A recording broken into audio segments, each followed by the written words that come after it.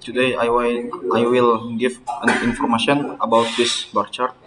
In 2016, a total of 2,020 residents were recorded living the Banjarmasin Tengah district. This is a significant number reflecting the population mobility dynamics over the course of a full year. But interestingly, when we break this figure down into monthly data, we can see that the movement was not evenly distributed throughout the year. Some months saw high migrations, while others were notably low, even dramatically so. Let's start with January, which marked the beginning of the year with 166 people leaving the district. In terms of percentage, this account of for about 8.2% of the total annual departures. This figure can be considered moderate. Perhaps some residents decide to relocate due to new jobs, school enrollments, or government rotations, which typically begin early in the year.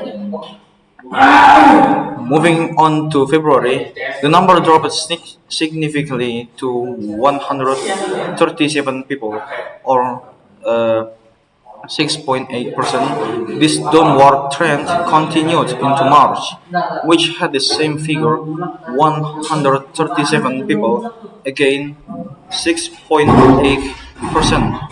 In April, the number slightly decreased to 126 people, which is 6.7% of the year's total.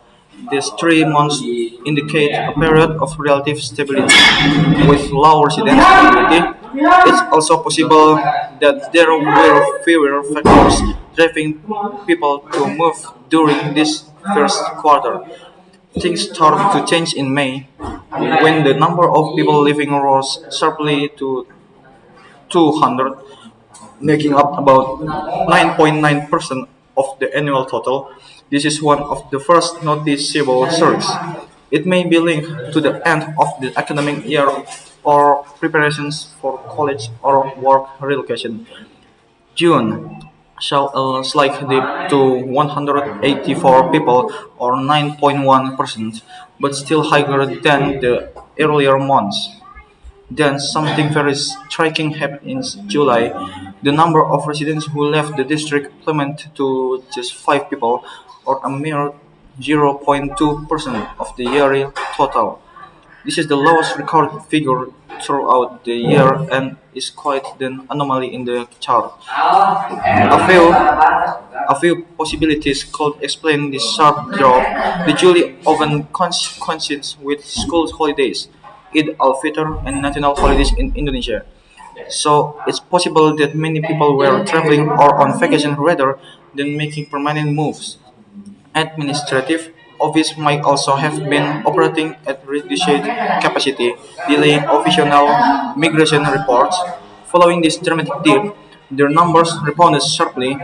August recorded 199 people, around 9.8% of the total.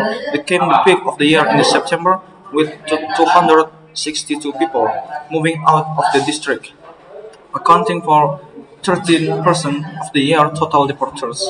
This could reflect many things: policy change, and of contract periods, or perhaps delaying processing from July being finalized in September.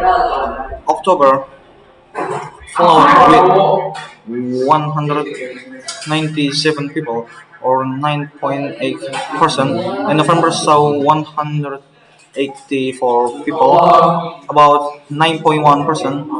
These are still relative high, suggesting that the final quarter of the year remained quite active in terms of population's movement.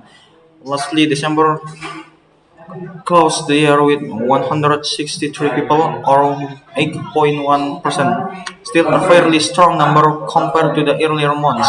If we divide the data into two halves, the first half of the year, January to June, and the second half, July to December, we can see a significant contrast. The first half recorded a total of 860 people, or 42.6% of the annual total. The second half was much higher, with 1,160 people, making up 57.4%. This shows that resident mobility in Banjarmasin Tengah was much more active during the second half of 2016. From this data, we can see that resident movement is strongly influenced by various factors: academic calendars, work schedules, public holidays, possibly even weather patterns or economic thrift. The extreme low in July and the sharp spike in September are especially noteworthy. Why did only 5 people move in July? And why did over 260 leave in September? These questions point to deeper causes that could be further explored through qualitative research or more detailed datasets.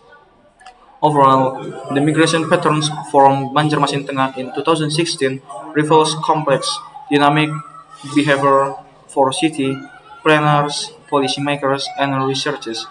Data like this is incredibly valuable.